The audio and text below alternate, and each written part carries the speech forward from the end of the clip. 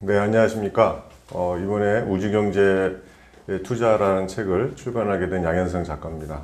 저는 정부 부처와 또 대기업, 또 중소기업, 항공 관련된 임원을 거쳐서 스타트업을 만들고 지금까지 오게 됐습니다. 관련돼서 저는 이제 우주항공 관련된 방산 전문가로서 활동하고 있고, 그에 따라서 요즘 우주경제에 대한 여러 가지 이슈들이 있는데 그것들을 여러분들이 알기 쉽게 우주경제에 투자하라는 책의 내용들을 좀 담았습니다. 이번 우주경제 책을 쓰면서도 또 제가 지금까지 걸어왔던 여러 가지 삶의 여정 속에서도 그러한 것들을 가지고 도전과 꿈, 열정으로 왔다 이렇게 생각을 하고 있습니다. 저는 이제 처음은 이제 방위사업청이라는 곳에서 공직 생활을 오랫동안 했습니다. 그쪽에서 무기체계에 관련된 그 일을 오랫동안 했고요. 무기체계는 여러분들이 아시는 것처럼 지상이나 함정, 또 항공 이런 플랫폼을 가지고 있는 그 산업입니다. 그 중에 이제 자연스럽게 항공에 대한 산업을 접하게 됐고, 또 그러면서 제가 항공 관련된 기업에 또 임원으로 활동을 하면서 제가 관심을 갖게 됐습니다. 또한 그 2017년도 제가 책에도 담았지만 2017년도에 앞으로의 우주에 대한 생태계 또 거기에서는 분명한 경제 논리가 작동할 것이다 라고 제가 2017년도에 칼럼도 쓰고, 그때 이제 영국에 있는 그 스타버스트라는 항공 관련된 엑셀러레이터 대표를 제가 직접 한국에 초청을 해서 우리 한국도 이런 우주 관련된 산업에 충분히 가능성 있는 나라다. 그래서 소개도 했고요. 그러면서 앞으로의 우주항공 분야는 새롭게 나올 경제 생태계의 중요한 축이 될 수 있다라고 그때부터 관심을 갖게 됐습니다. 최근에 우주 경제에 대한 논리가 만들어지고, 또 경남과 전남, 대전을 3축으로 한 우주산단 클러스터가 이번 정부에 지정이 되면서 본격적으로 우주 경제에 대한 일들을 하고 있습니다. 지금까지 우주 하면 여러분들이 아시는 것처럼 달 탐사를 가고, 또 그쪽에서 여러 가지 자원에 대한 것들을 측정하고 하는 거에 대한 수준에서 머물러져 있었다면, 이제는 지금 우주 공간에서 다양한 경제 활동을 할 수 있다라는 겁니다. 근데 그렇게 될 수 있었던 그 주요 요인은 일론 머스크의 어떤 뉴스나 이런 것들을 접하면서 알 수 있겠지만, 발사체가 그전에는 국가 사업으로 큰 프로젝트로 진행을 했던 사업들입니다. 막대한 예산이 들어가는 그 산업이죠. 그러나 요즘은 발사체의 경비가 줄 수 있는 기술들이 개발이 됐습니다.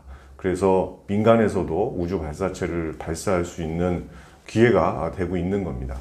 그럼에 따라서 이제 우주 발사체가 이제 가격이 많이 낮으니까 발사체에다 실어서 나가는 어떤 위성이라든지, 또는 지구상에서 할 수 없는 중력의 힘에 의해서 지구에서 많은 것들이 제한되어져 있는 것들을 우주 공간에서는 할 수 있다는 겁니다. 한 예를 들면 제가 책에도 소개를 했지만, 제약회사 같은 경우에 신약을 개발할 때 중력에 의해서 여러 가지 그 지구에서 할 때 경비가 많이 들어간다면, 중력 없는 우주 공간에서 신약을 개발하면 많은 것들에 대한 효과를 얻을 수가 있습니다. 그런데 과거에는 그 발사체 비용이 너무 비싸서 우리가 비용 대 효과 측면에서 할 수 없었던 일들입니다. 그러나 지금은 그 발사체 비용이 현저하게 낮아졌고, 또 최근에 매스컴에서는 스페이스X에서 다시 발사체를 재활용하는 시스템까지 가져오면서 이러한 어떤 우주 경제에 대한 여러 가지 그 논리들이 만들어지고, 또 새로운 비즈니스가 그 우주 공간에서도 할 수 있는 일들이 만들어지고, 우리가 상상의 날개를 더 펼 수 있는 기회가 되고 있다고 생각을 하고 있습니다. 최근에 이제 그 스페이스X에서 그 우주 발사체를 다시 재활용하면서 발사대에 다시 착륙시키는 것은 굉장히 큰 기술 중에 하나입니다.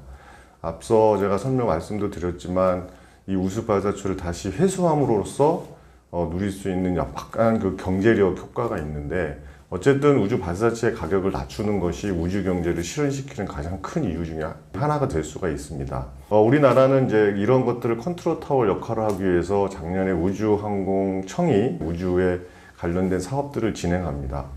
최근에 국가 예산이 반영되어서 우리나라 입장에서는 다시 재활용하는 발사체를 쏠 것인가 아니면 그거를 순차적으로 진행을 할 것인가에 대한 논의가 지금 되고 있습니다. 그럴 정도로 발사대에 발사체를 다시 회수하는 기술들은 고도의 기술의 난이도가 필요하다라고 볼 수가 있는데, 그런 거를 스페이스X에서 최근에 했다라는 것은 굉장히 경이로운 일이고요. 그리고 우리가 알고 있는 이 발사체보다도 발사대 가격이 훨씬 더 비쌉니다. 한 예로 우리가 이제 누리호를 1호를 쐈을 때 러시아에서 러시아 발사대를 이용해서 저희가 발사를 한 적이 있는데, 그때 이제 우리의 누리호에 대한 기술에 대한 검증을 러시아에서 확증을 못하다 보니 발사대를 좀 뛰어넘어서 발사하는 그런 그거를 요구를 했고, 그 기술을 일부 러시아에서 우리가 받아서 했습니다. 그래서 여러분들이 좀 관심 있게 그 누리호 발사 장면을 좀 보면 수직으로 바로 올라가는 것이 아니라 약간 발사대를 띄워서 올라가는 그런 그 장면들이 보이는데, 그거는 저희가 일부러 이렇게 한 게 아니고 발사대를 보호하라는 그쪽의 그 러시아의 요구에 의해서 한 것입니다. 그만큼 다시 회수해서 발사대로 가는 것은 굉장히 어려운 기술이고요. 또 아까 앞서 잠깐 언급했던 것처럼 다시 회수한다라는 것은 우주 경제를 실현시키는 경제적 효과를 달성하는 매우 중요한 그 요소 중에 하나다라고 생각할 수가 있겠습니다. 그렇습니다. 제가 2017년도에 영국의 스타버스트의 기업을, 항공 관련된 기업을 투자하는 그 기업을 한국에 초청했을 때 우주 항공 분야에 여러 가지 다음에 생태계가 있을 것이다 라고 얘기했을 때 다들 무슨 우주야 라고 의아해 했었거든요. 근데 그 이후에 2018년도 때 이후에 일론 머스크가 스페이스 X를 통해 가지고 발사를 하고, 또 다시 최근에는 유인선을 해서 갔다 오고 하는 그런 민간에서의 막강한 그 투자가 이루어지는 것들은 굉장히 그 놀라운 일들입니다. 그래서 우주 경제도 이제는 뉴 페이스 시대를 맞이하고 있거든요. 기존에는 정부 주도의 우주 산업을 이끌었다면 이제는 민간 기업의 주도 산업으로 이끌어지는 게 뉴 페이스의 핵심 요소입니다. 그래서 우리나라도 많은 스타트업 기업들이 발사를 하고 있고, 그걸로 인해서 많은 투자도 하고 있습니다. 뭐 예를 들면 뭐 상장을 했던 이노스페이스나 뭐 페리지, 뭐 우나스텔라 이런 스타트업 기업들이 직접 자기네들이 만든 발사체를 발사하고 있고요. 그리고 뭐 그 미국의 스페이스 X뿐만 아니라 다른 여러 가지 스타트업 기업들이 발사체를 직접 만들어서 이제는 발사하는 시대가 됐습니다.